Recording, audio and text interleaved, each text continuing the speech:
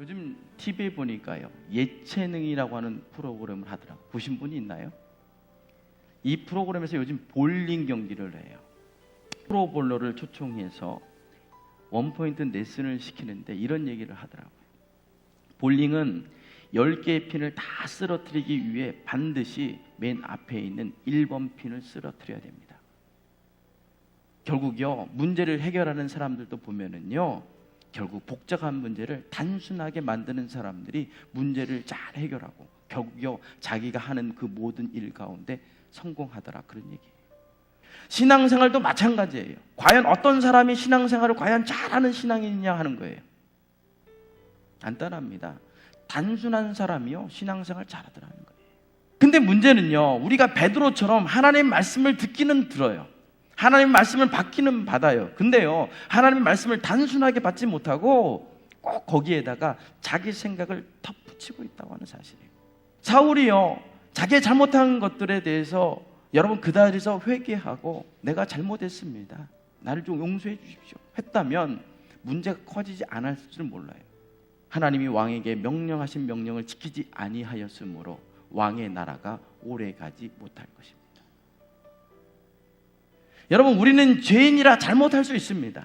우리는 죄인이라 실수할 수 있습니다. 우리는 죄인이라 얼마든지 실패할 수 있어요. 문제는요, 실수한 것에 대해서 회개하고 수정하면 그것이 끝이에요. 사울이 자신의 잘못에 대해서 변명하게 바쁜 것처럼 우리 또한 여러분 자기의 잘못한 것에 대해 다른 일을 대기에 갑갑하다 하는 사실이에요.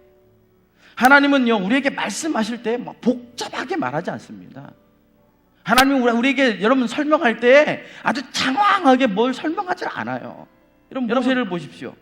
모세가 어떻게 여러분 이스라엘 백성을 여러분 바로의 압좌에서 구원해낸 줄 아십니까? 간단해요. 너는 바로에게 가서 이렇게 말하는 거예요. 내 백성을 보내라. 하나님의 말씀은 단순합니다. 문제는요, 우리 인간이에요. 단순한 하나님의 말씀을 인간이 복잡하게 만들고 복잡하게 받아들인다고 하는 거예요. 또 하나님 사탄이요, 단순한 하나님의 말씀을 덧붙여서 우리에게 받아들이게 하고 있다는 사실이에요. 여호수아는요, 아간의 번제를 통해서 배운 게 있습니다. 그게 뭐냐? 하나님의 말씀에 단순해지자는 걸 배운 거예요. 하나님께서 이렇게 말씀하시면 이렇게 하면 되고 하나님께서 저렇게 하시면 저렇게 하면 된다는 걸 깨달은 거예요. 여호수아가요, 첫 번째 아이생 전투에서 실패하게 했던 그 전리품들을 두 번째 전투에서는 어떻게 해요? 하나님의 말씀 그대로 다 진멸하여 황폐하게 해버렸다는 거예요. 여러분, 여호수아는 축복의 산인 그리심산이 아닌 저주의 산인 에발산에 하나님의 제단을 쌓고 있다고 하는 거예요.